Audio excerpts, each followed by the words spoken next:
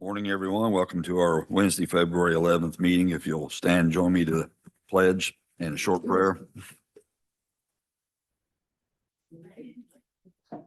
I pledge allegiance to the flag of the United States of America and to the republic for which it stands, one nation, under God, indivisible, with liberty and justice for all. Heavenly Father, we gather conduct business of the county. We ask that during this time of change that we can adapt and adjust and still conduct business as usual. We ask for your continued blessing for our county and our nation. In your name we pray. Amen.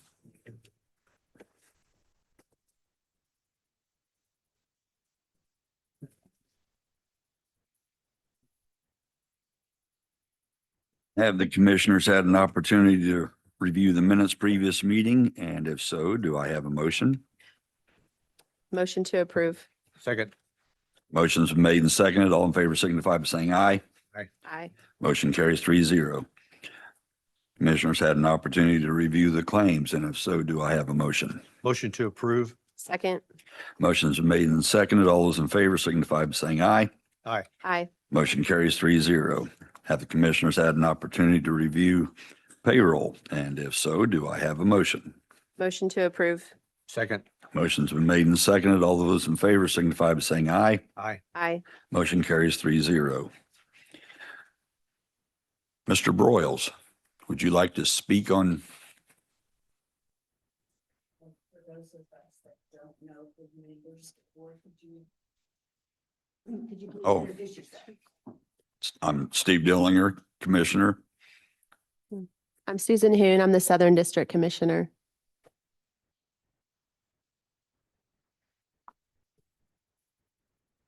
Joe Wiley.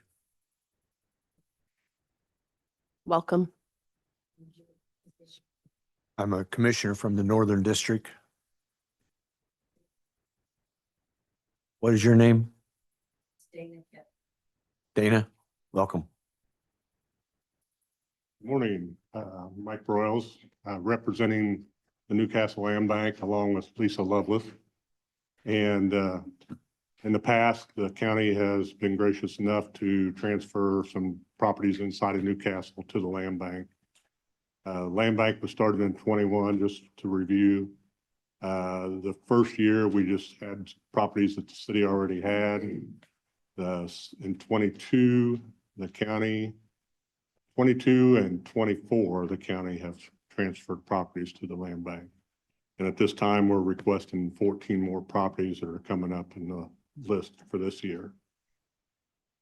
I had a conversation yesterday and showed Treasurer Bill Upchurch those properties. He was okay with it unless something's come up since I talked to you. No, Okay. I mean, whatever we can do to get back in tax rolls. Yep. A lot of it, more than once.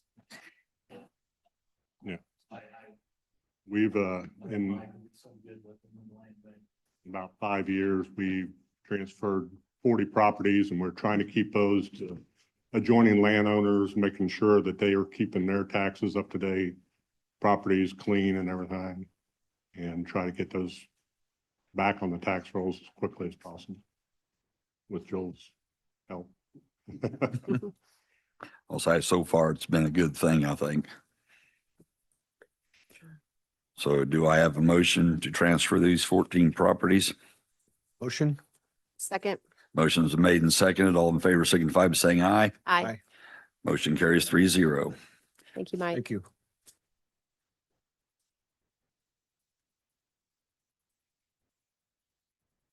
Next up, we have the clerk's monthly report. Do I have a motion? Motion to accept? Second? Motion's made and seconded. All those in favor signify by saying aye. Aye. Aye. Motion carries 3-0. Did I see anybody from EDC? Apparently not. Chamber. Josh Estel, I know, was in a class. Health Department. Oh, there's Corey. Okay. Mr. Murphy, do you have anything? No, Now we need to declare a holiday. I promise next time. Okay. Coroner's office. Highway Department. Nothing. By the way, thank you very much for getting the snow removed from around the courthouse yesterday. Greatly appreciated. Surveyor's office. Joe, did you have anything for the highway? Okay. Mr. Green? Sheriff's Department. Nothing? Well, it's going good. You don't have anything either? Clerk's office, don't see anybody. Anybody from the park? Okay, assessors, recorders. Weights and measures. 911. We can wait if you want to wait. Same with you. You want to wait and do yours? All right. You have anything, Bill? Building inspector. Mr. Jester, you good? I don't have anybody from probation or corrections.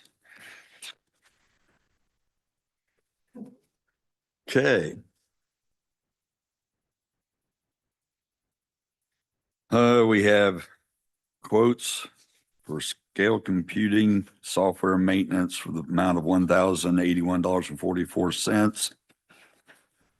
And I assume that's the license and support software.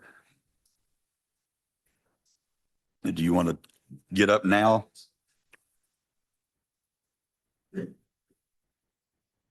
It's really just a renewal. When we got the server, it included 5 years of hardware and software support, which ends in March. So this is one additional year of software support. We will actually be out of hardware maintenance and they don't offer an extended past the 5 years. So we're actually starting the process of looking to replace the server as well. It's actually a 3-node system. So we have in the budget this year to get one of the 3 nodes and add on to what we've already got. then probably replace the other two next year. So for now, this is one additional year of software support on all three current nodes, plus the backup software for an additional year. And then, like I said, over the next couple of years, hopefully we'll get the entire system replaced and back under support. You have this in your budget, correct? Correct. Yeah, we actually had a loan on the server and the 5 years of maintenance that just ended. So I put in the budget this year, in that same line item to cover extending this and then start the replacement process. Yep. Hearing that, do I have a motion to accept? So moved. Second. Motion made and seconded. All in favor signify by saying aye. Aye. Motion carries 3-0. Thank you. Thank you. Next up, we have the Malcolm proposal for the Medicaid and ambulance cost. Mandy? Sorry, I can't hear. Mandy? Every time I have to present, I lose my hearing. It's time to renew the Malcon agreement. We renew it about every 3 years. If you're not familiar with Malcon agreement, it's a Medicaid reimbursement program. Pretty much they take how many runs you've done for them in a year that were paid back via Medicaid versus what it costs you to actually provide those services. Because Medicaid only pays a very fraction of the amount. So it's money that just sits there that you can go fight for. If not, it just sits there. It doesn't just come to you. So you have to have somebody that understands how to put that in a report and ask Medicaid to reimburse you. It's getting bigger each year that we do it. Last year, we brought in 69,000. After paying Malcon, we netted 45,000. So, and no one else has to do anything but myself. I just compile a bunch of numbers over a couple of days and give them to them. They submit it, and then Medicaid decides what percentage they're going to pay you. So the busier we get, the more money we get back. So I'm just asking for you to renew it for another 3 years.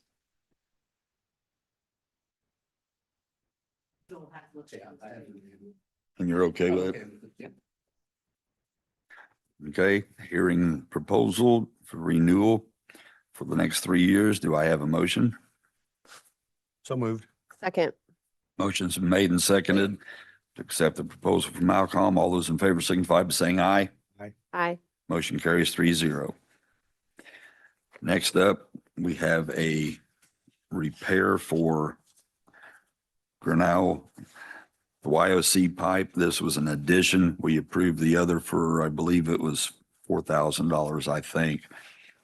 They had some additional costs under the concrete where they had to jackhammer some things out. And so they had an addition to that cost for $1,182. Someone like to make a motion to approve that? So moved. Second. Motion's been made and seconded. All in favor signify by saying aye. Aye. Aye. Motion carries 3-0. Next up, we have bonds for Gabe Beatty, Michael Mahoney, and John Sproles for sheriff. Since we're losing Gabe Beatty, should we go ahead and renew his? We've already paid for it. Yeah, I didn't know he was leaving until the other day, so. Okay, you want to do them one at a time? Bond for Gabe Beatty, do I have a motion? Motion to accept. Second. Motion made and second to approve the bond for Gabe Beatty, weights and measures. All those in favor signify by saying aye. Aye. Motion carries 3-0. We have bond for Michael Mahoney Prosecutor's Office. Do I have a motion? So moved. Second. Motion's made and second to approve the bond for Michael Mahoney. All those in favor signify by saying aye. Aye. Motion carries 3-0. Next is bond for Sheriff Sproles. All those in favor? Motion to approve. Oh, sorry. You got it. Right. Motion. Do I have a second? Second. Motion made and second. All those in favor signify by saying aye. Aye. Motion carries 3-0. Next. Yeah. Do I have another one? No, the Sheriff's Department. I have a bond for the task force for the Henry County Sheriff's Department. Do I have a motion?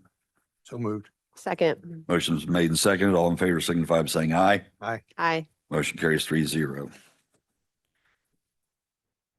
Next up, we have a Tim Earledge complaint on beekeeping.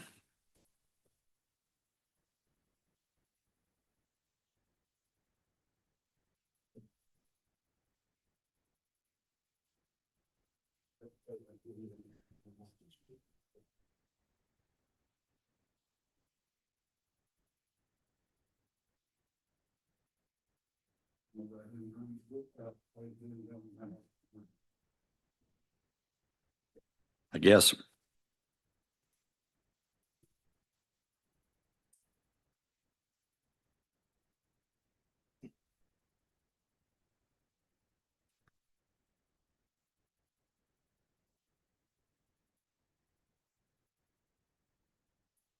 We're having issues with bees around our house and our pool from hives that are. And you, I'll explain, Matthew. This is my pool cover. I'm having trouble with bees from the neighbor had moved in a bunch of hives, I think approximately 26.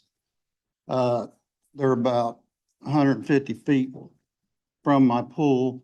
You're seeing the bees that are accumulating on the cover. When I remove this cover, as I'll state in this later, I've been stung twice trying to get these off just to get ready to swim. This is a video, I believe, of when the bees started to move in. At one period, they're swarming above the swimming pool area there. I don't know if you can see. Maybe he's just did a video at the pool.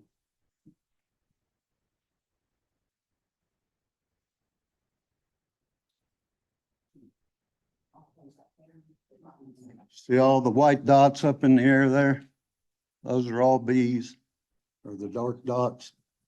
It's kind of hard to see, but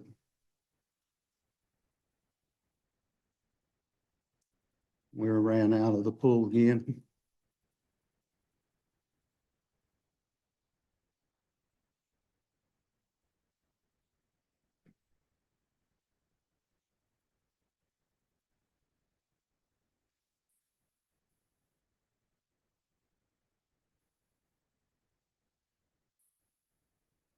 This is a picture of my neighbor's yard from my fence row with all the different amount of beehives that he has. And that's a small picture of them. They're all over back there.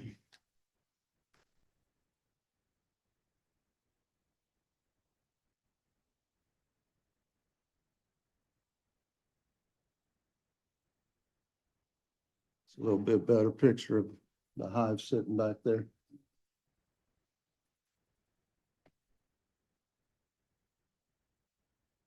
Another picture of the hives.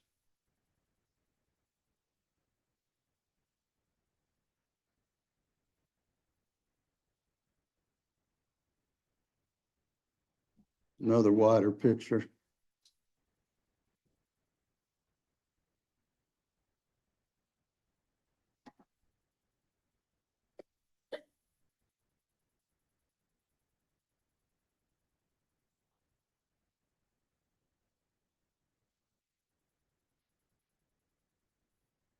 There's all the bees floating around in the air above my swimming pool and the back side of it. This is on a different occasion. Swarming the trees, all them dots. These are evergreen trees that I planted 300 evergreen trees all the way around the whole property. And these bees are leaving their beehives and going into the evergreen trees and going from tree to tree in masses of thousands.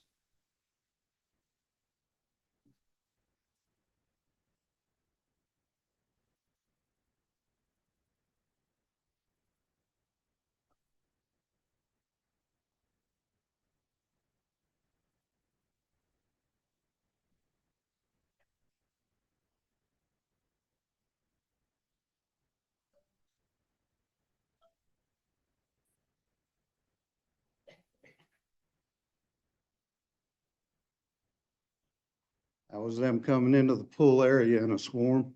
We had to vacate again.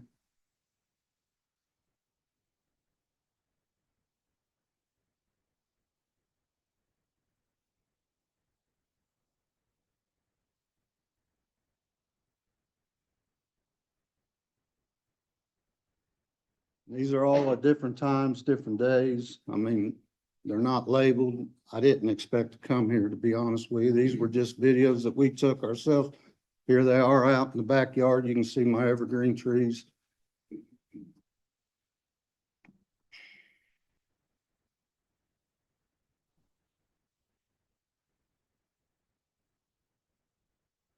That's a picture of them trying to clump together in a group in an evergreen tree.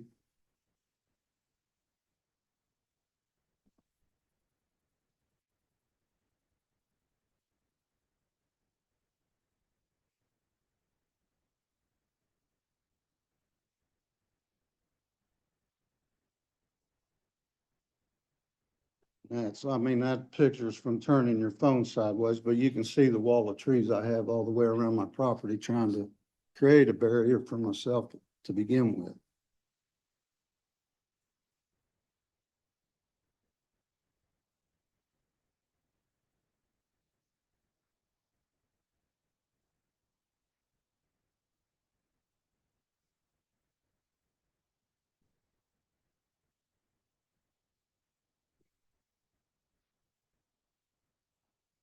That's them swarming again.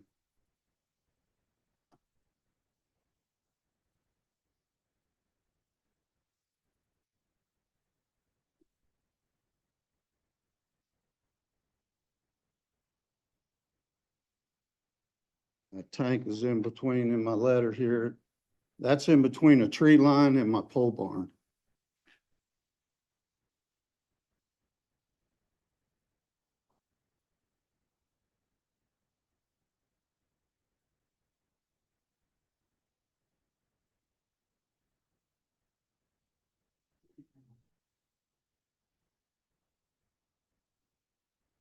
And that picture you can't hardly see, but in the at top, there is a mass of bees trying to start to collect.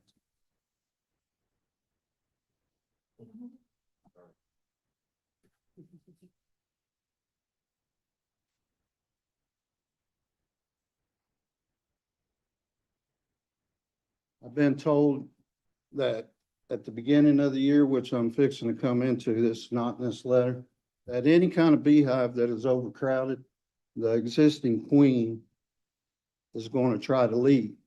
And I believe that's what's going on through last summer when all this was going on. The hives were overcrowded and queens were trying to relocate. I'm going to read this letter and then I'll get out of y'all's way. I want to start by stating that I realize bees are necessary for pollination. I've lived at my present address since 1996, and this time until approximately 2 years ago, we had no bee problems, but since then have had issues working in our garden and our flower beds due to a heavy bee presence. In the same period, we have additional problems with the swimming pool when an excessive number of bees getting access to water and gathering on the pool cover. I contacted the neighbor who owns the bees and asked if he could try moving the bees to the other end of the property away from the pool, and that would provide a pond near them. I have a pond at the other end of my property. Instead of them having access to my pool, I was hoping they would go to the pond. He informed me he had just moved them from the back of his house and was not interested in moving them again. He then informed me he was planning to place more hives on his property later and would place them at my suggested location, the new ones. The bees were moved a small distance by the owner from my property line, but still are visiting the pool and surrounding area. He told me that installing an 80-foot mesh fence would keep bees from flying over, but I would be responsible for installing an upkeep of the fence. I reached out to him because bees kept coming to my swimming pool for water, and I ended up getting stung twice on separate occasions when I tried to take off the pool cover. When swimming, bees tried to come for water, 2 different people were stung by bees floating on water after they encountered them floating on the water with wet wings. We also had a water table beside the pool for my 2-year-old great-granddaughter to play in. We were forced to move it due to the bees floating in that water and was afraid she would be stung. And at the present time, are not sure if she has any allergies to them. My eight-year-old granddaughter tries to rescue bees with her hand from the pool, unaware of the risk of being stung. We also do not know or don't have knowledge whether she has allergies or not to bees. In May, I was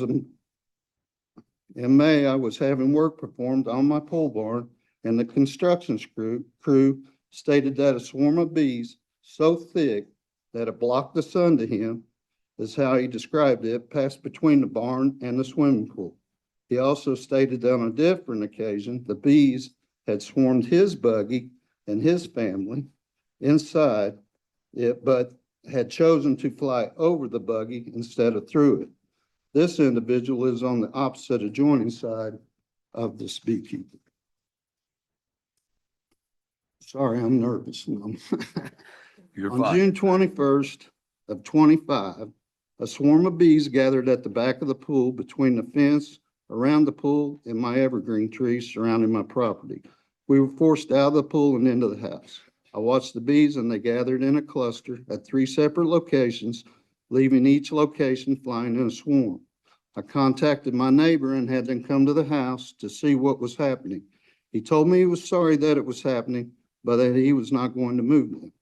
The bees gathered in an evergreen tree for the night in a cluster that was about 18 inches long, 3 inches thick, which were exterminated by me that night. A police officer visited me the next day and served me a no trespass warning. I showed the police officer the pile of bees that had been exterminated. He stated that he sympathized with me, but it was a civil matter, not a legal matter, but to contact the police if anything else happened, and they would make another report. And that has a police report with the number on it that he filled out. I tried to contact the county commissioner at this time. 2 county commissioners responded, but they told me that they could not help me. I then contacted the health department, representatives of Purdue University, zoning inspector, and the Department of Natural Resources.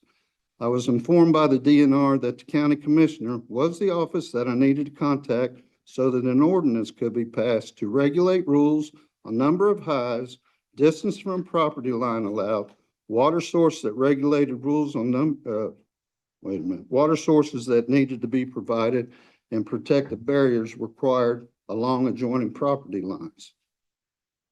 On July 23rd of 25, another swarm of bees gathered over the swimming pool again, chasing us out of the pool and into the house. The police were contacted again, and I was informed again that it was a civil matter, not a legal one, but that they would send an officer out to make another report, which they did, police report number 25-015721. That night, the bees were exterminated in the evergreen tree that had settled in for the night. We have since been swarmed once again, my wife and I, on October 4th, 2025, while working in the yard. Another swarm of bees came and ran us off. They landed in a tree between the barn and pool.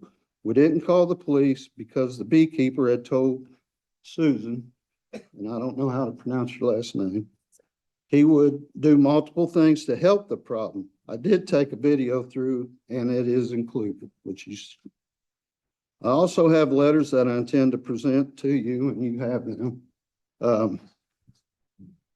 from 2 other neighbors stating that the bees have disrupted their lives since the hives were moved in. Susan and I visited another neighbor during a visit that she came out to my residence. He informed both of us that since the neighbors had moved the hives in, that a bee presence had increased and he was having to keep his grass cut down to prevent clover from blooming. He stated that he was having to do this because his son has allergies to bee stings. I'm in constant fear that one of my grandchildren are going to be playing in or alone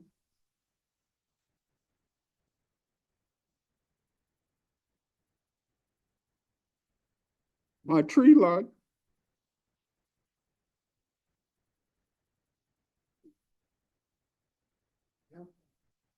I'll let him finish. Where you at? They're gonna be playing in or along my tree line along my property and encounter a swarm of bees and are going to be attacked and possibly killed.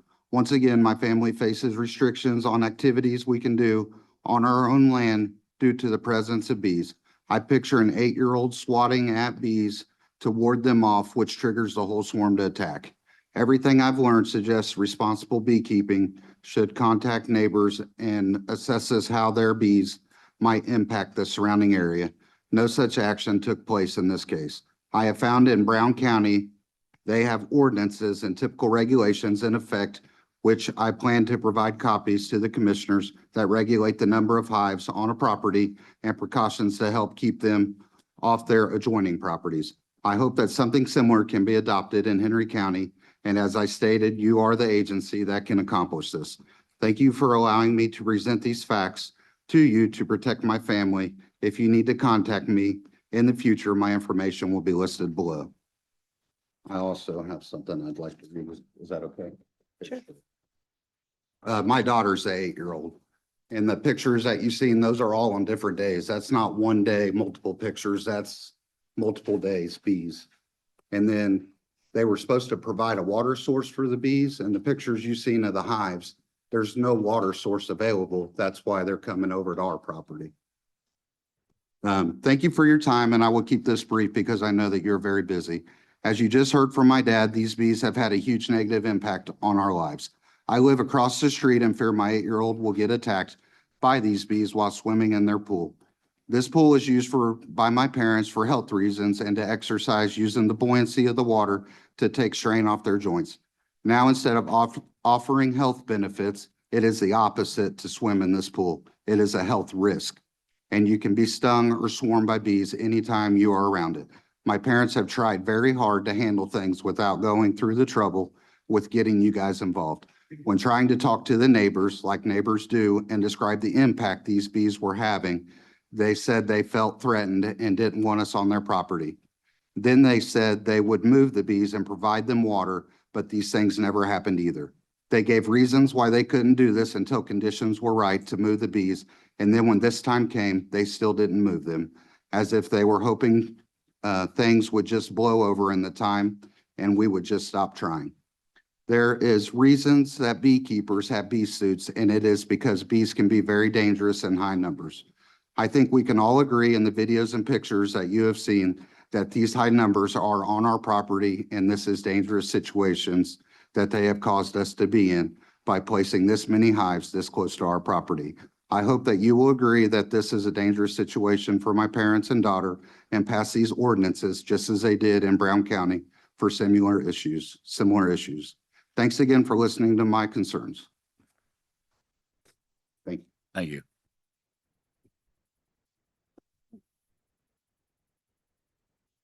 So there was somebody else that wanted. Yes, you're welcome to come up and you can give us your name if you want us to have it. I won't say your name. Okay.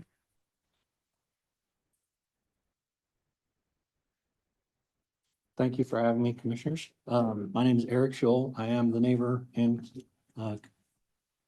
this situation. I'm relatively new beekeeper. I started 5 years ago when we moved to the property. We moved to the country because we wanted to go somewhere away from people so we could have bees and just to be away from people. I am a Navy veteran and I have a little bit of social anxiety, not quite PTSD, but I just don't do well in crowds or with people. Okay. Furthermore, I have over the last 25 years had more and more problems with my flat feet that were exacerbated by my service in the military. I am wearing braces right now to help me with that. When this gentleman approached me about moving my bees, I did so. It wasn't very far because I didn't know how far I needed to go to really help his situation. When I started my bee yard, I set up a 100-foot perimeter fence around my bees so that I could keep people and animals out. I have horses, cows, pigs, chickens, you name it, and bees. So I have water sources for those animals. The bees go there too. Sometimes the bees sting the horses. That happens. It's not ideal, obviously, but I digress. When I was asked to move them, the first year I moved them, second year, I was already beginning to move them again. I was asked to move them again. This year, when he asked me to move them, I was already in the process of moving them as far to the corner of that bee yard as I possibly could, and that got completed before the season was over this last year. I also did, after Susan came to speak to me, contact the state apiarist, discussed options on what could be done to help, just persuade the bees not to go there. So I did set out a kiddie pool specifically for them in the yard and added salt because they are looking for the electrolytes, and gave them flotation devices so that they can get to the water without drowning. By the time this action occurred and we had our conversation at his property, it was probably too late to teach the habit to the bees. You have to realize that, there's a generation that makes it through the winter, and then the successive generations throughout the spring are like guided to resources by the previous generation, right? So when they find flowers, they come back and they do their dance, they teach the other bees where the flowers are. Same thing with water. They figure out, okay, this is a good water source, we like this, and they start going there. So my hope this year is that before they get too well established, I intend to dig a small pond and set that out with salt and flotation devices. All this is at my own expense because I don't want him to have problems. Okay. It breaks my heart that instead of reaching out to any beekeeper, not just me, but any beekeeper, this individual would choose to destroy bees. They are threatened. Last year was a really, really bad year for beekeeping and industrially. We lost like 50 to 75% of bees.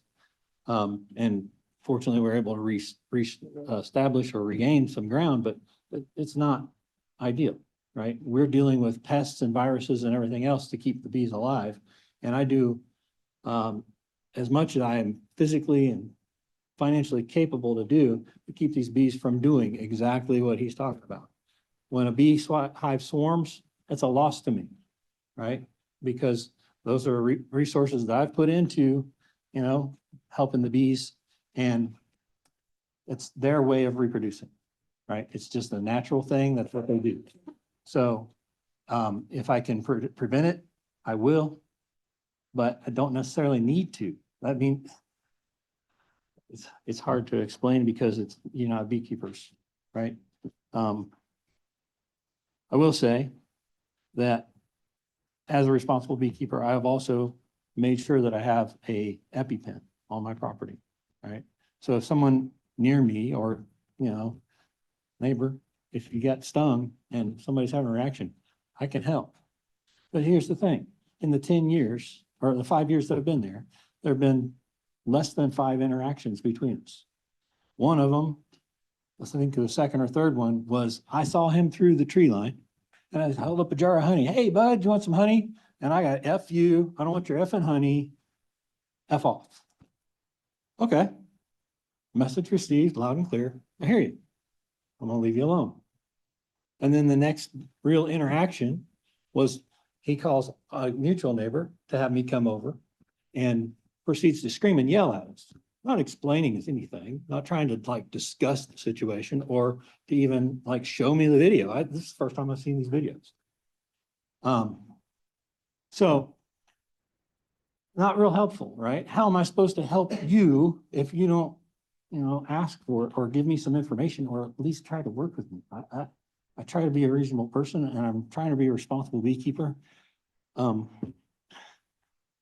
Furthermore, again, this goes to habits and the nature of bees. There's a thing called drone congregation areas, right? It's how bees mate, how the queen becomes fertile. She goes out and flies around in a certain area and all the drones. And drones are scary if you don't know what they are. They're a much bigger honeybee. They're almost the size of a bumblebee. They're loud. They have a more low tone, kind of a droning noise. That's why they're called drones. Thing is, they cannot sting you. So all these drones flying around may seem terrifying, but they're really not. There's nothing to be concerned about. Furthermore, they're just going to go out there and hang out for a little while, hope to mate with the queen and die, or they'll go back to their hive. Swarms. Let me tell you about swarm. Swarms, when the bees leave, they stock up. They fill their bellies with honey before they leave, because that's going to be their resources and their reserve to get through until they begin to establish that new colony, right? So just like you and I, when you got a belly full, you don't want to be messed with. You want to go sit down on Thanksgiving and take a nap, right? This is their Thanksgiving dinner. They've gone out and they've decided they'll find some place to sit and they'll hang there in those clusters. That was a small one, 18 by 3. They'll hang out until the scouts find the right hive. There's a whole process they go through, or next destination. And so once they figure out where they're going to go, off they go, right? They go to that home. If I can find them, if I can grab them before they do that, then I'm eliminating property damage and problems for, your homeowners. If I knew about it, I'd gladly come get them, because to me, it's a free hive, right?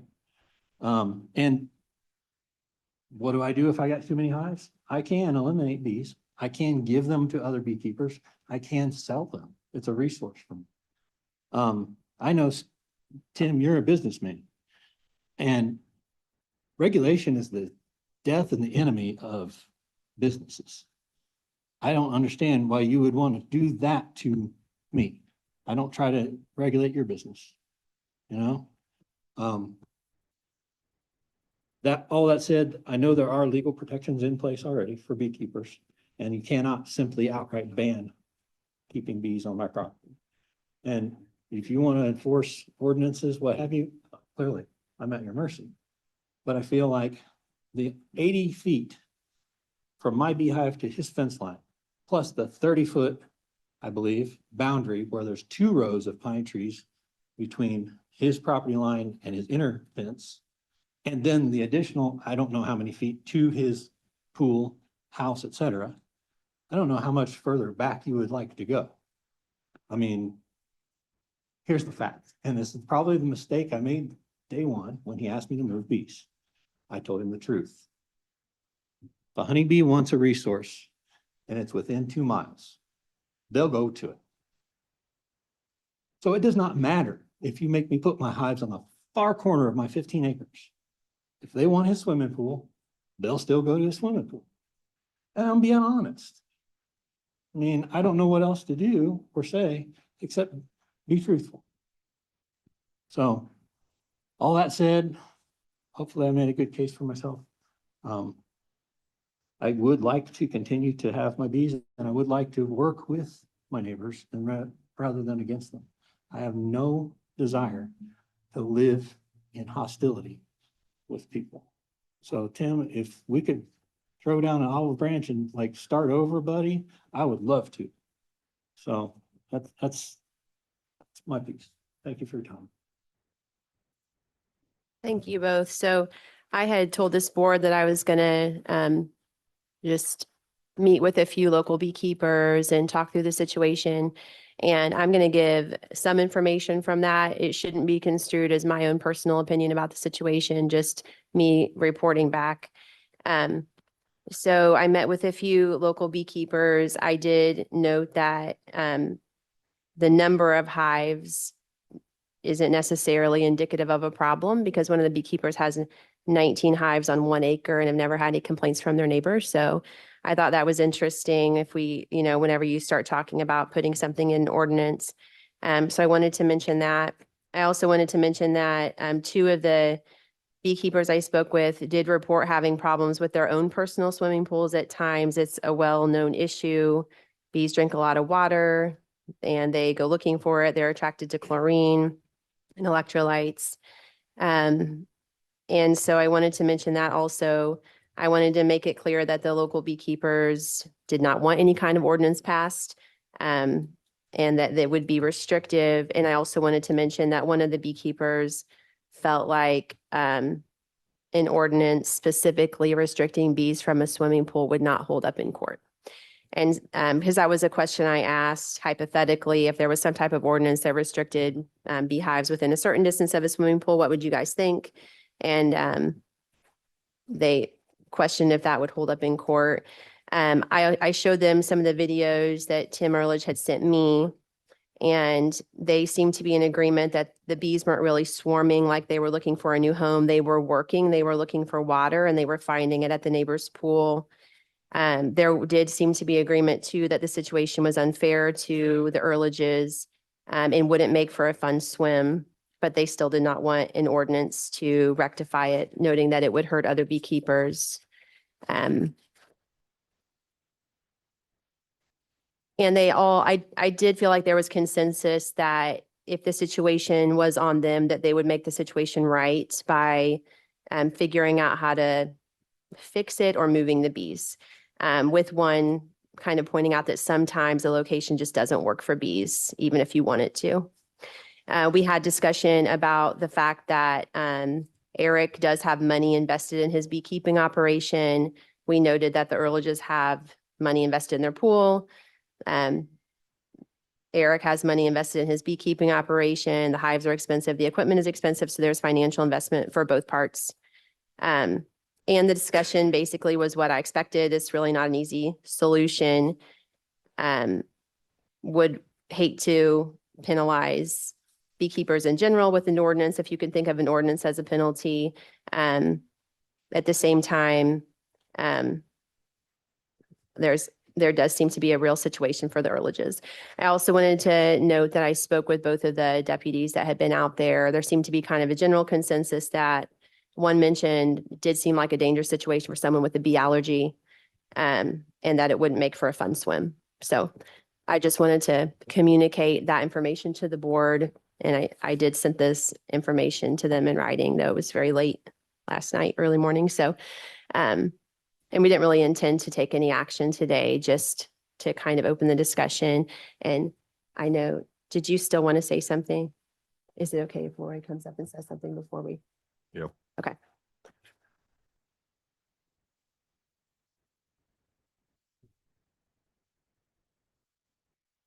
I'm Lori Norris. My husband and I have been beekeepers for about 10 years.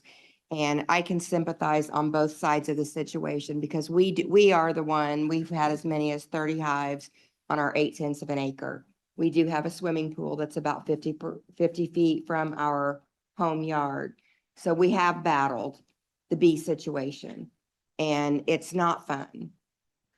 But we were able to find a resolution that worked in getting the bees their water source prior to opening our swimming pool. The other side to that is bees are naturally drawn to chlorinated water. It's not ideal for them, but they really like it. We do still have some bees that frequent our pool, but it's not something that keeps us out of it. So as far as Eric, if you need somebody to help, we're willing to do that.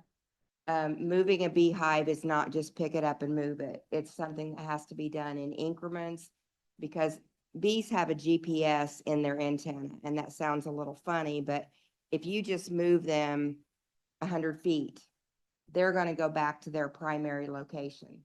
That's just automatic. We experienced that early on in our beekeeping venture. So it's either move them when they've been closed in the hive for a little bit and they're not oriented at that moment with their surroundings. It's easier to move them then. It is hard work to move them because we have three other out yards besides our home yard. So we do move our hives, not frequently, but on occasion we will relocate them. Just willing to put ourselves out there to help in any way we can. A lot of what Eric shared is very spot on. What we saw in the videos was a normal swarming process. About to start in April to about August is the normal swarm season. And it's not necessarily that the hives are overcrowded. That is their natural way to reproduce. A hive swarming, a colony of bees swarming is their most docile state there ever be. As he stated, they've stocked up on resources. They don't know how long they're going to be hanging out till they find a new home. And we literally, although it's not something that I would readily run out and do, but have done when a swarm is hanging, and we've had them as long as 3 feet long and probably that big around. You could literally go up, you can touch the bees. They're not going to sting unless they feel threatened. Do I want to run out and do that every single time? Absolutely not. Beekeeping suits are there for a reason. So again, if we can help in any way, offering some mentorship, some help, some solutions, we're certainly willing to do that on either side. Thank you. Just a couple things to fix right there. She said, August, I'm sorry, this is just spontaneous, that I took notes. This last one happened October 4th. I was working in my yard. This is past whatever time they said. When the swarm came over me while I'm working in my yard. So it wasn't even during that time. We shouldn't have to, before he started this business, if he was a responsible beekeeper, he should have checked all the situation around. He would have known that there was a pool here. Like he said, he has 14 or 15 acres. Why did he have to put it right there? There was a pond at the opposite end of our property, and he could have put them down there, but he didn't want to. And of course, we're going to be upset because we've asked him to please help us with this problem. And his always response is, I'm sorry, I don't want to be that neighbor, but I don't want to do anything about it. He wanted us to put a net up. That's his responsibility, in my opinion. If that's going to keep the bees from our property and on his, he should have to put a net up that'll keep them off of our property. I shouldn't have to do that. And then I gave you something about the pheromones. I mean, if my grandkids are out there and these bees are on these evergreens and they ride the golf carts by and they hit that, well, that's just an automatic thing that they're being attacked. And they do come in, it's in there. I gave you a pamphlet. I'm sorry. And then I just think that he went in this, like he said, he's new. He went into it not knowing, he didn't research it before he became a beekeeper, and he is not a responsible beekeeper. And we wanted to work with them in the beginning, and he didn't want to do anything about it. And he told us multiple times he was sorry, but he didn't want to do anything about it. And it was our responsibility. And I think if they're his bees and he's the beekeeper, he should be the one responsible keeping them off our property. And it's not fair for us to be in a pool and think that maybe all these thousands of bees that are swarming around us aren't going to hurt us or our grandkids or our children. I can't take that chance. You shouldn't take that chance of your family member possibly being killed from being stung by so many bees. Thank you.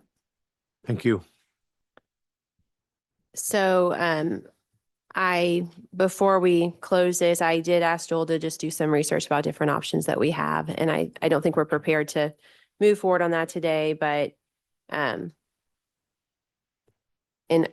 don't know how the other commissioners feel about it. I am curious if we have any options that could improve the situation.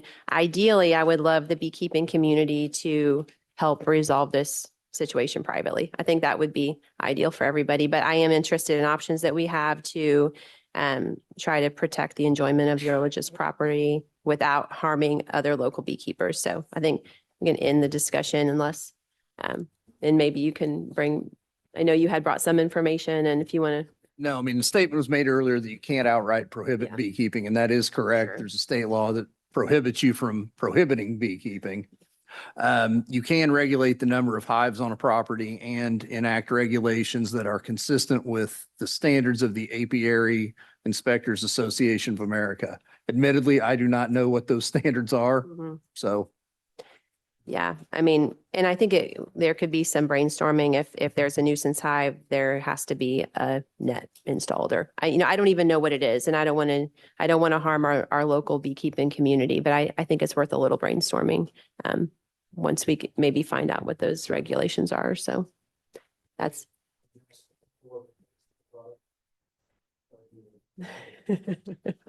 I don't care. It's up to Steve. The reason why the hives are low is because, as I mentioned, I have issue. So a beehive weighs about 100 pounds, 60 to 100 pounds, depending on how full it is, honey, et cetera. That's a lot of weight, and it's a lot of effort from you, let alone what it does to the bees. I do take into consideration that, shouldn't move them very far if I move them at all, and I do move them. That's why it's been incremental little steps to that. But at the same time, it becomes a point where it's too much of me physically trying to go that far to do it. It's already farther than I want it to be from my school. So that's the reason why they are where they are and why I'm hesitant, but we'll try to move them further. The issue about fence that was mentioned, my thought process behind that was if you really want to protect a area, like a pool, a fence could potentially create a barrier. It would have to go up and over. What kind of fence you talking about? Probably something that's like 50% blockage, so like a mesh. How high? The higher the better, really. The further out you can go, the higher you can get based on your height. You know what I mean? They're gonna have to have a trajectory up and then as they come back down. So if you go 6 feet and you're right on the edge of the pool, that'd probably be great. I don't know. But I was willing to like discuss or try to help come up with some formulation for that. I think we just took it as I'm saying, I'm sure, but that's not my intent on that point. Another thing that you could do, anytime you're about to go do stuff with your bees or with your pool, your yard, whatever, if you throw on a sprinkler for 20 minutes, that's gonna disturb them from that area because they don't want to complain. So there's some things that I could help and make suggestions to, and I'm definitely open to other resources. And I appreciate the offer of my fellow beekeepers.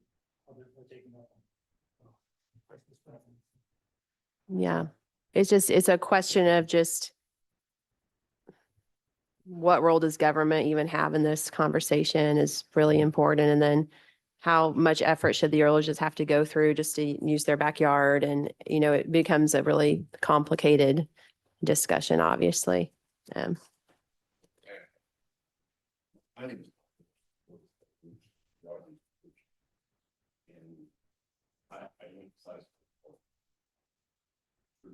Tom. Hey, could you come up here, please? We want to hear you better, Speak into the catch. and everyone else wants to hear you. I don't like having my back to people neither. Anyway, I emphasize with all of you, the beekeeper and you, your neighbors, all your neighbors. We've had issues before with just us and our neighbors. I'm not an expert at this. I took many classes when I started beekeeping. I would suggest take a class, learn some things. They're not complicated. The bee's a real simple animal. I'll restate that. He is a very complicated little critter, but it's once you understand him and the nature of them and their habits and their things, the way they do things, it's easy. Get another water source out there. As far as the swarming, they're going to swarm no matter what. That it's a natural process for bees that they will swarm. I can't say that swarm will not hurt you because any bee will hurt you if you pin it or you're aggressive to it.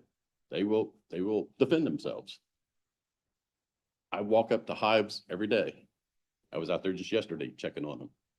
Girls were out, it was 50 degrees. Flying around, no suit. When I work on my bees, I do wear a suit. Because a bee is only aggressive when a bee is injured. The honeybee is not out to get you. They only looking for food. So if you injure a bee, they give off a hormone that will alert all the rest of the bees. And now it's danger. So the rest of the bees will come in. That's how that happens.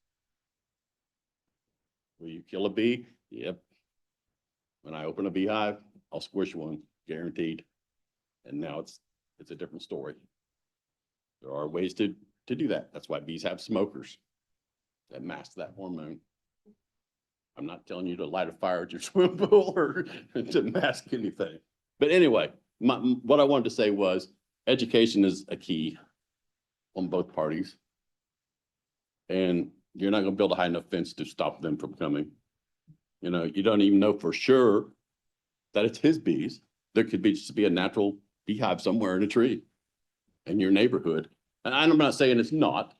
Odds are it probably is, but there are natural beehives. I have found them. I know where they're at. I know where there's a lot of them. I get around in the county pretty good. And I mean, they're there. I've had people call me to come and get beehives out of areas. And I said, well, they've had trees blow down or something, you know, and they said, oh, you got to come get these bees because they're going to get us all. And they've been there for years and years and years. They never even knew they were there till the tree blew down. I've had people come and have me take them out of their homes. They didn't even know they were there. I've seen honey running out of the walls. They didn't even know it was there. And I rescued them. And that's all I have to say. I think this is something that can be worked out, both parties. Education is a big thing. I worry about if our county sets ordinances to number of bees on property, because we have bees at different locations. It's not gonna, I can truly say it's not gonna matter how far they are from a property line. A bee will travel many miles to forage. And it don't matter that they're going, if they have something 2 miles over there that they want to eat on, they're going to go get it. And they're going to fly over or they're going to go around, they're going to go get it. That be whatever it is. These can be helpful though. If you have a garden, my garden exploded when I got beehive pollination. They are an important little guy, girls. 99% of them are girls. All your worker bees, your drones are the females, and they only have one purpose, they make with the queen. But, you know, anyway, if we could help any of you in this situation, I'm willing to help you. I would like to dissolve it because I don't want ordinances passed where I can only have so many hives on a property. I don't want it passed where they have to be a certain distance. I mean, that's a lot of, it just kills everything. There's multiple beekeepers in this county, multiple. Yeah. And there's people that have lots and lots more than I have. Thank you. Thank you, Tom. Yeah, so just next steps, I guess, would just. I'll make a comment from here and you'll be able to hear. Well, at this point, all we can do is take it under advisement. The information that Susan said out, I didn't get till 2 o'clock this morning. I hadn't had a chance to review it. I never thought I'd be asked to be bee police. And to me, trying to round up bees or regulate where they go and how they do whatever's like trying to tell everybody where a tornado is going to come. But I also believe that property owners have reasonable expectations for using their property. And I'll be honest with you, if I were you, I'd be upset if I had that many bees at my property too. So I think we need to look into this to see. I understand not wanting ordinances, but I also said I understand that you have reasonable expectations on your property. So we'll have to look in and review all this and see what our options are. When we get some more information about what the apiary guidelines are, maybe we can discuss what our options are. And anyone who privately wants to engage in the situation and improve it, I think would be wonderful. But I think next steps for the board would just be to see what our options are. And I personally would not want that many bees on my property with my children. So that's my only commentary about my personal belief about it, is that it wouldn't be enjoyable. I don't care. It's up to Steve who gets to talk at this point. My grandkids playing out there, he even stated that you kill a bee or do anything by swarming. What happens if they're running through these evergreen trees or along them? And there is a cluster of them. And this 8-year-old girl hits them with a stick or just brushes the tree and kills one of them, stepping on one that's on the ground or something. And that whole swarm is on an 8-year-old girl. First thing she's gonna be doing is swinging this, and she's dead. And y'all are worried about setting rules? Kids may be cute.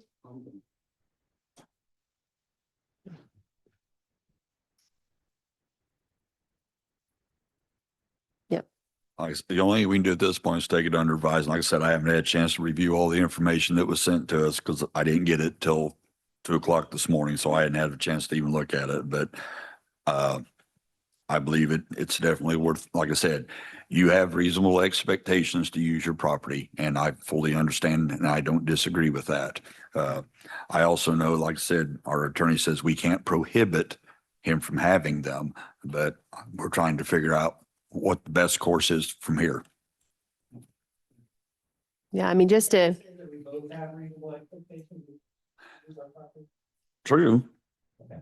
It depends on, if your use though infringes more so on your neighbors, then there's got to be something said or done at that point. So, because that's where you're at. What you're doing is causing harm to them. So there's an equal side here that we have to look at. Whether I agree or not personally, that's just the way life is. It'd be nice if we could do it. If we could teach the bees where to fly and what their no-fly zone was, then maybe we could keep them off their property.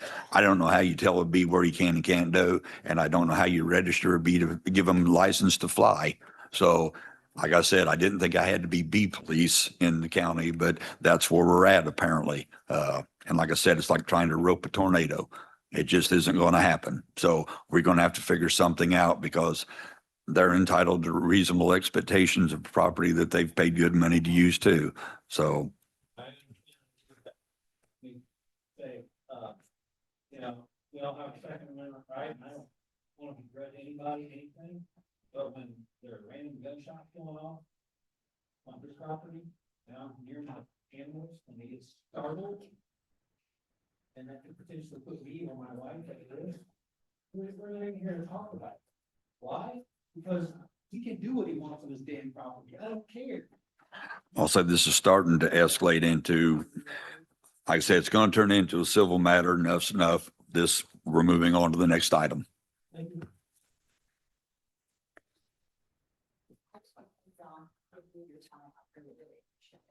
Thank you. Next up is the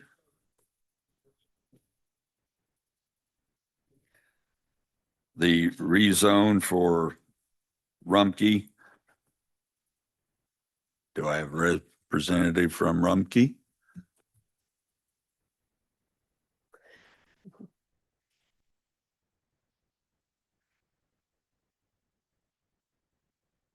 Good afternoon. How are y'all doing today? good. Good. All right. Yes, so with regard to our proposal, we did go in front of the planning commission. Kind of just a brief summary of what we presented at that meeting was of the property that we already own.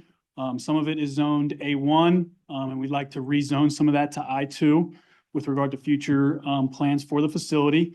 In terms of the total acreage, there's one parcel that's about 29.3 acres. And then there's another parcel where I think about 77 acres is zoned A1, or sorry, yes, A1, and we want to rezone that about 36.6 acres to I2. So that's kind of a brief summary of what we're requesting here. And that's, like I said, for future development of the landfill on property that we already own. And that being said, being part of that process, there was only a very small portion that was going to be used as actual landfill. Correct. It was about 6 acres of the total acreage that I just gave you. About 6 of it would actually contain actual landfill footprint. And the main reason for the other rezoning was to use the dirt from the other part to cover. Correct. For landfill refuse. operations and buffer zone, absolutely. And you're very restricted on the part that you're wanting to rezone, that you're taking the dirt from due to creek, power lines, and other zoning beside it. Yes, Correct? easements, all that other stuff. Absolutely. So I did tour the facility and I was very impressed by how well it is run and environmentally, how careful. I'm hard to impress for environmental safety and I was impressed. So I would make a motion that we approve this rezone. I also made a tour of the facility. I believe it was you or another one of the gentlemen that showed me where you were talking about, and it looked Mhm. like to me like it was all the same place, but I don't have any problem with it. I would second that motion. Motion's been made and seconded. All those in favor signify by saying aye. Aye. Aye. Motion carries 3-0. Thank you. Next up is the rezone on Camp Messy.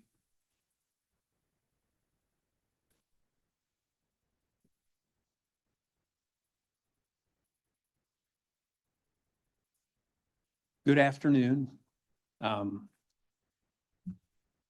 Thank you for your time and consideration of this request.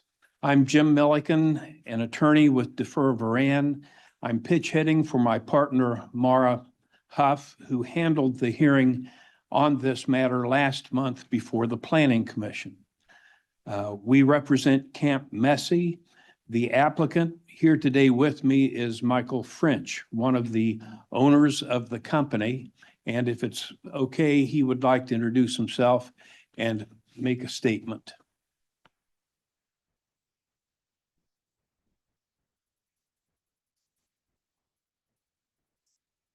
Good afternoon, Commissioners. My name is Michael French. I am the owner of the property at 5875 North Messick Road.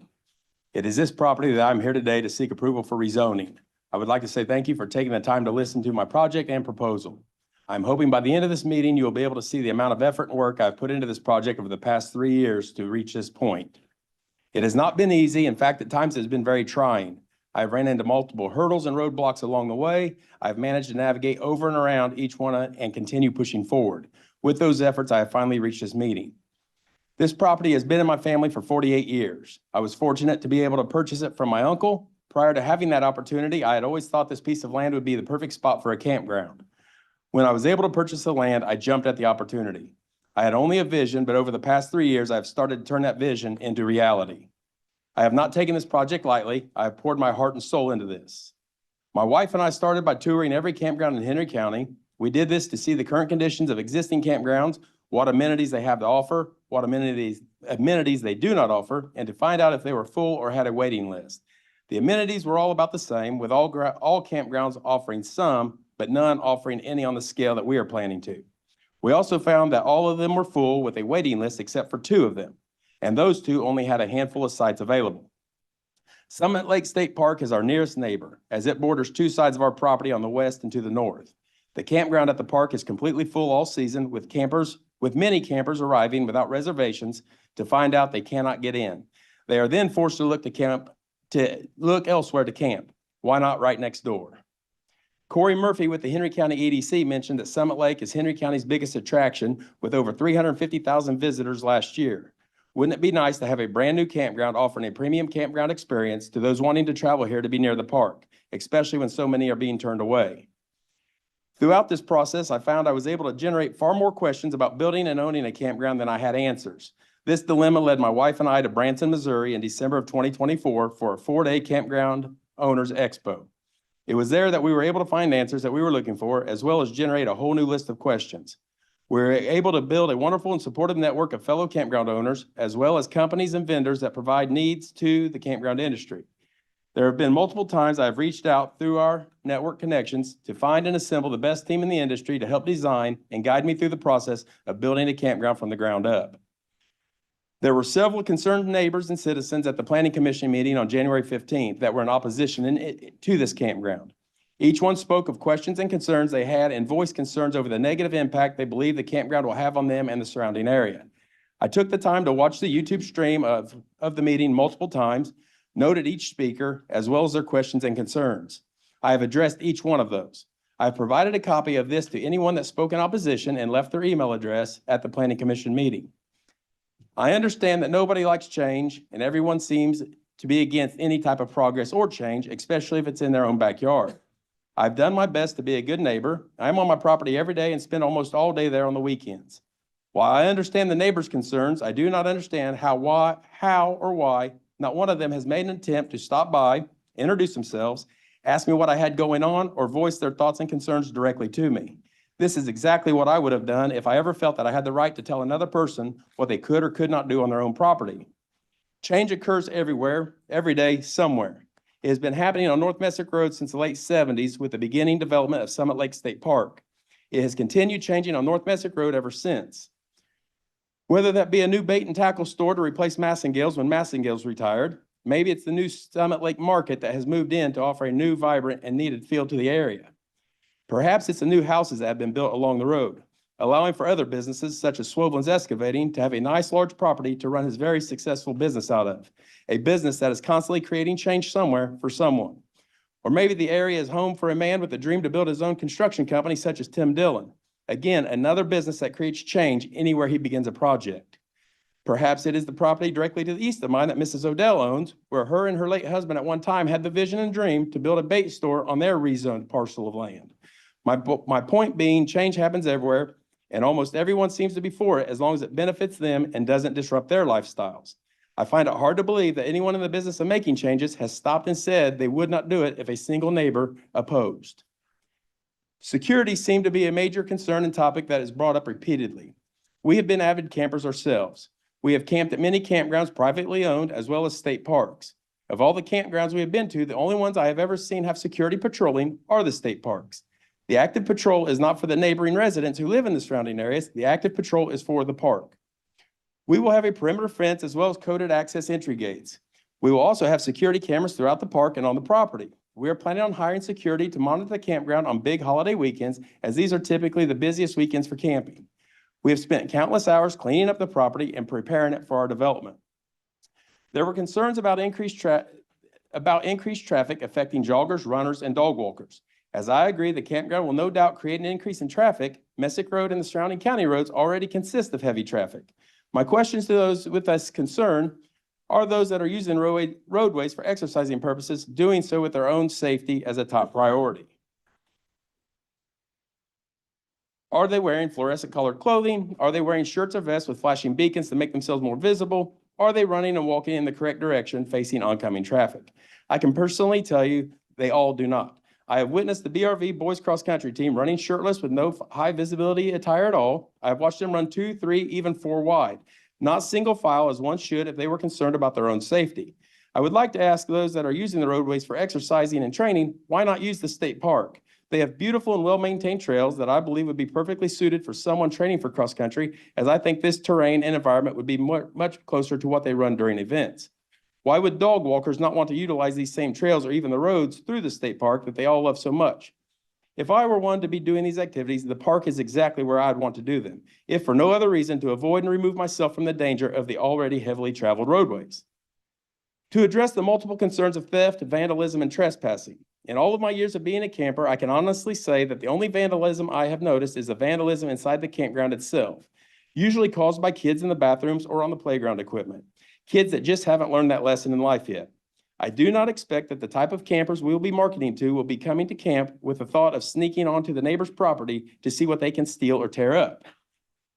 This brings me to my next question. Have any of the people that are opposing my plan done their due diligence and spoken to campgrounds, neighbors of campgrounds, or the sheriff's department to see how many campground calls they go on per year? Have any visited any campgrounds at different times of the day to witness the noise, theft, vandalism, and trespassing that seems to be causing so much concern? If any opposition has done this, what did you discover? If you have not done this, why not? We can all sit and come up with hypothetical situations that may or may not happen. The truth is that any of these same events can and do occur whether Camp Messy goes in or not. Because this was a great concern vocalized by several at the Planning Commission meeting, I personally filed a request for public records with Mr. John Guy of the Henry County Sheriff's Department to get a report of all calls fielded by the Sheriff's Department at all county campgrounds, as well as the immediate neighbors. He informed me that the Sheriff's Department does not maintain such a list and that my request did not meet the requirement of public records request. As a courtesy, he provided me a list of all calls for each of the county campgrounds since January 1 of 2020. Although it is our goal to run a campground of the highest standards, it is not uncommon for a campground to experience disturbances that may require the presence of law enforcement. The report shows that these issues occur whether the parks are patrolled with security or not, as Summit Lake has shown the highest number of calls in the last 5 years. What I can and will do is everything in my power to make sure that the rules of Camp Messy are understood first, followed second, if not, then I will correct the situation. As I am sure you're all proud of your property and your possessions that you have worked so hard for, I feel the exact same way about mine. Has anyone thought that maybe the presence of a campground and the activity that a campground brings will actually decrease the risk of some of your concerns? Is anyone voicing concerns with facts and data to back them up, or just voicing concerns about what might happen? Along with our security plan, we plan to be open to the sheriff's department, including our campground and their routes and patrols. Not only will this keep a visible presence of the sheriffs in the campground, but in the general rural area as well, an area that we should all be working together to keep safe. Our lighting plan is to have all lighting at ground level. All lighting will be app driven. This will allow us to send alerts throughout the campground instantly. Alerts such as bad weather, lost children, and things of that nature. We will be able to change the color or the strobe of the light to signal when the alert is being addressed. To address the county's biggest concern, can Messick Road handle the additional traffic? I cannot speak on this as I am not familiar with what a roadway can and cannot handle. What I do know is a heavily trafficked road that sees an increase of traffic is still just that, a heavily trafficked road. It seems as if there are differing opinions on the integrity and structure of the road. Some say it was designed and built to be heavily trafficked. This was done when the park was first being developed. Others are saying that the road is in bad shape and would need significant upgrades to handle the increased traffic flow. In my opinion, for the traffic that goes down Messick Road to the state park, the farm equipment that use it to get from field to field, as well as the daily use of dump trucks and excavating equipment being hauled in and out of the neighboring business, I think the road is in pretty good shape. I know budgets are tight and money is thin, but we're talking about a mile stretch of road that if an upgrade is needed to accommodate the uptick in traffic flow that my campground would create, it more than likely is in need of that upgrade now with how heavily the road is already used. I can tell you that my drainage plan has been designed with the consideration of doing my part to help maintain the drainage from the roadway and to help protect the roadway as much as possible. If there is anything that I can do extra to make sure this happens, I am open to that. The changes that Camp Messy will bring to the county are needed. The additional taxes our campground will generate could definitely be put to good use. The campground will be like no other in the county or surrounding counties. It has truly been rewarding to see all of my hard work coming together with hopes of seeing my dream come true. I want to thank you again for your time and would be more than happy to answer any questions you may still have. Thank you.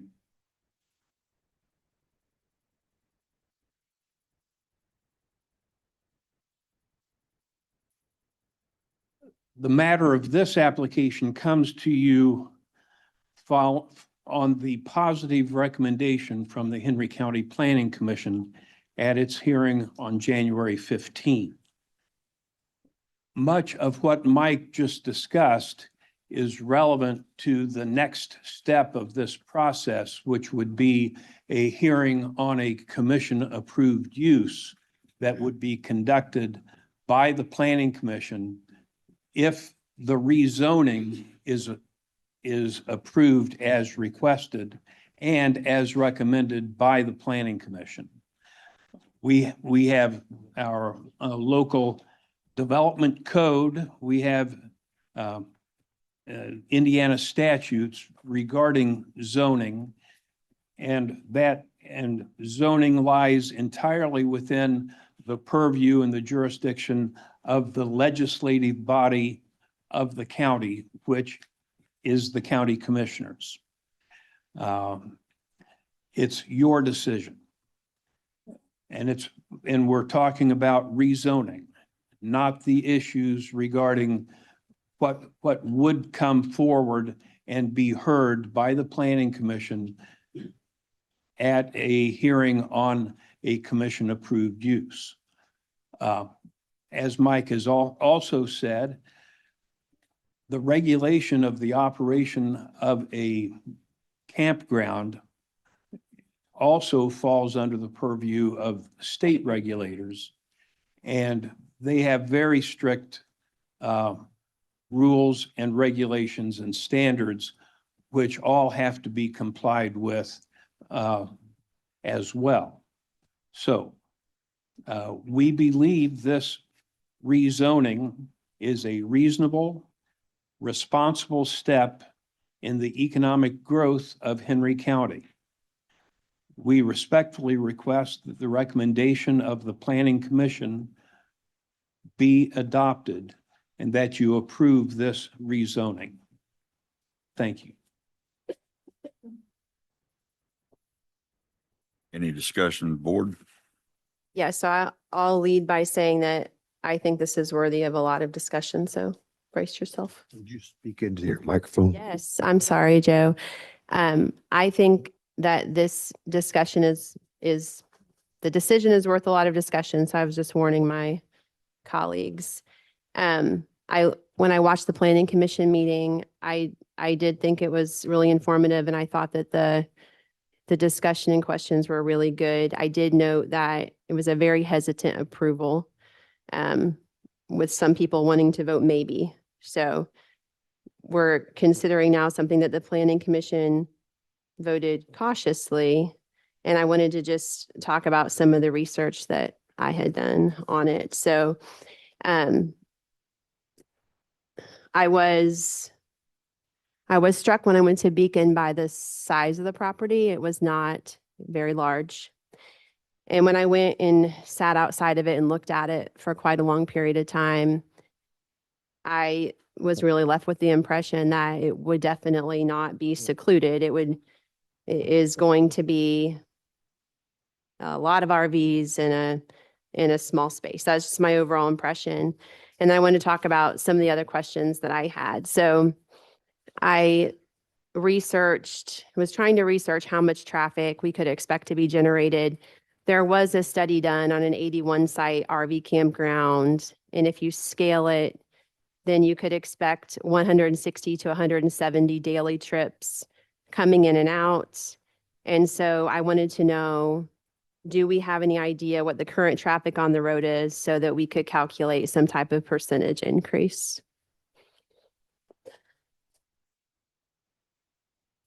Yeah.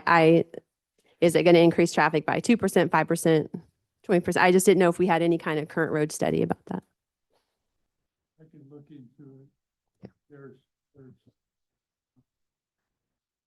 studies that have been done at different locations of different businesses and also residential that, depending on the size of the facility, they give an idea what the traffic might be. And they usually give it for morning rush hour and evening rush hour. And what? And evening. Okay. So, yeah, I don't have those information. Right. And contact just have it. Okay. See if I can get some more. Okay, because the idea that we are increasing traffic, there is no current budget to improve the road. And then I was also curious if we have an idea what the expected tax revenues would be and if they would compensate for this increase in upkeep of the road, because I didn't see any of that information about expected tax receipts. So that was one thought process I had was, we're going to increase traffic. It's going to increase wear on the road. Do we have a budget for it? Do we expect to receive additional tax receipt to compensate for that wear on the road? That was one thought process that I had. Okay.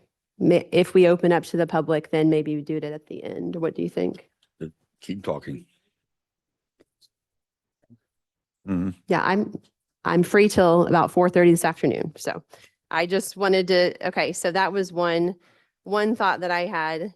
As far as crime, I spoke with the sheriff's department and was told, just as an estimate, that they generally only respond to a handful of calls from each campground each year. So I thought that was interesting. I did speak with a neighbor of another county campground. They said that right now it's under really good management. It's not a problem, but in the past when it was under bad management, it was a problem. So I thought that was interesting. I looked through the list of complaints that was provided by one of the neighbors that she emailed to me, I think to everybody, I'm not sure. And it looked like there were over 100 calls each year to the Prairie Creek, from the Prairie Creek Reservoir North Shore Campground. I don't know all the dynamics of why there would be so many more calls in that area than some of ours, but I thought that that was something interesting to consider also. I did some research on property value impact, reading that the closer the residential home is to the campground's active sites, the greater the potential negative impacts. Obviously, the more buffer zone that would be there that would help to mitigate noise and visual issues that might soften the impacts. It seemed pretty well recognized that living right by an RV campground can definitely hurt your property value. If it is extremely well managed and in just the right place, maybe it'll help. If you're lucky, it won't hurt, but generally it is not helpful to the property value of those right in the vicinity. So I did notice that the planning commission kind of punted on that, good, bad, whatever. That's just too hard to figure out. And I agree with that. There's no way to know for sure without professional evaluations, but certainly for the neighbors directly to the south, I can't see any way other than that their property value is negatively impacted. And then to go back to the size of the property, when I was sitting there looking at it, it would be so heavily utilized that the only buffer would really be the neighbor's property. I feel like their property becomes their own buffer. Their home is further from the proposed campground, so they would have the buffer of their own backyard. But I don't really see how there is room on that 16 acres to really provide any kind of adequate buffer on the property itself. Okay. Steve and Joe always just sit and listen to me talk. So let me see what else I wanted to say.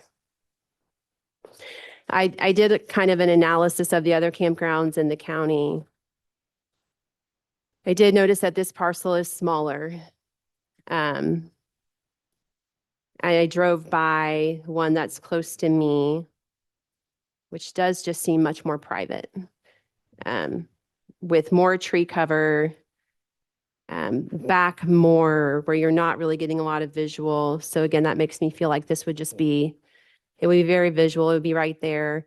And 108 campsites, if you consider 2 to 4 people in each RV at maximum capacity, you'd just be putting hundreds of people right there, and we're just right there.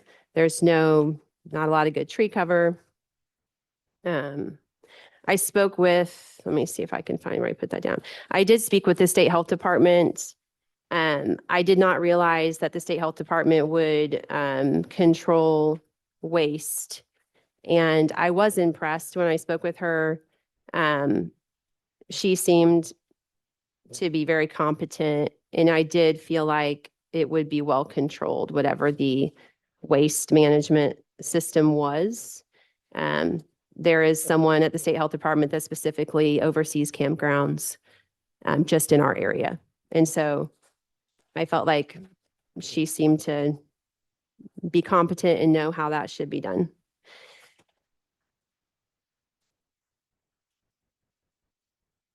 And then one more thing. When the planning commission meeting ended and they were talking about zoning, there was discussion, should it be highway business 1, highway business 2?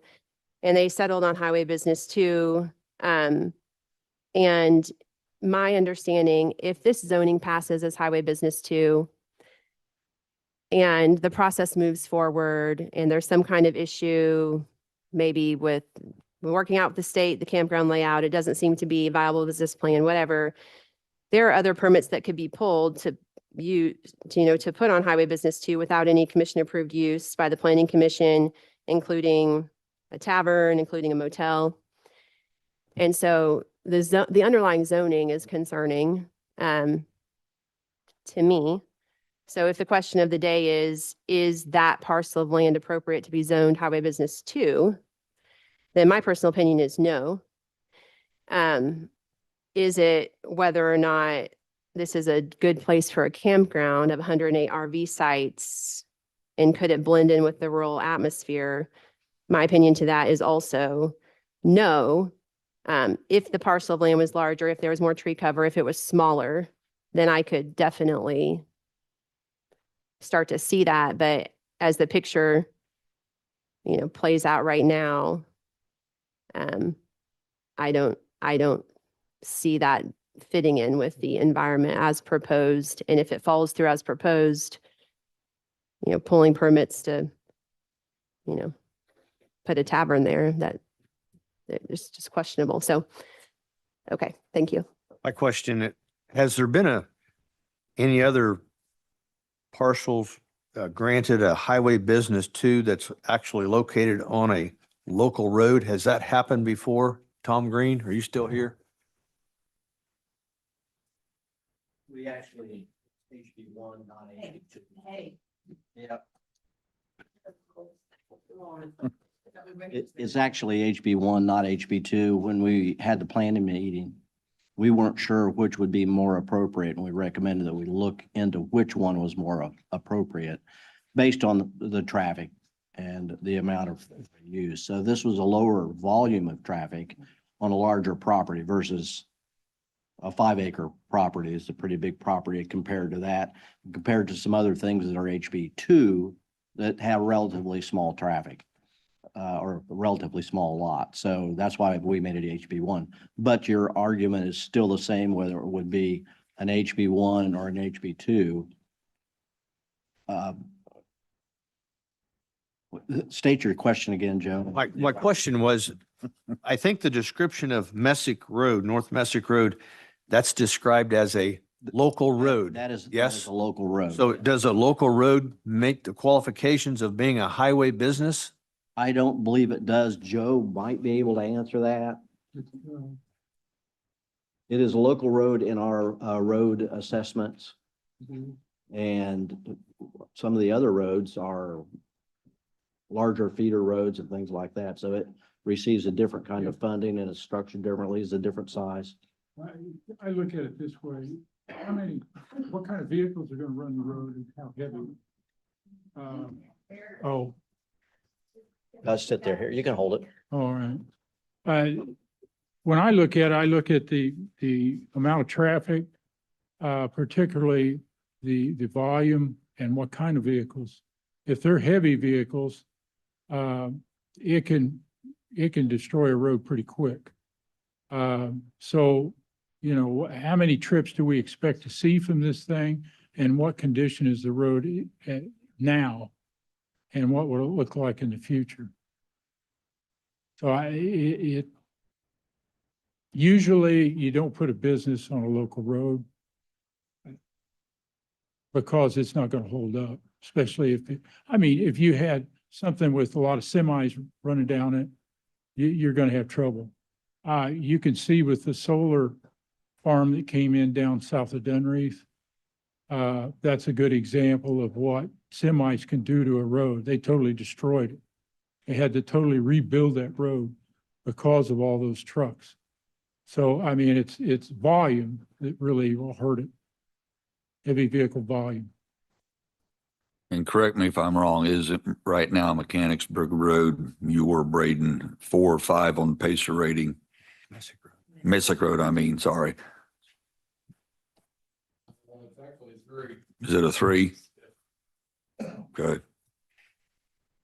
So it's going to have to be reconstructed fairly soon. I'm trying to think of another HB1 or HB2 that is on that size of road, and I can't think of one. There might be one somewhere, and there may be one somewhere that was zoned that way, and it doesn't have anything on it, so it doesn't bring any attention.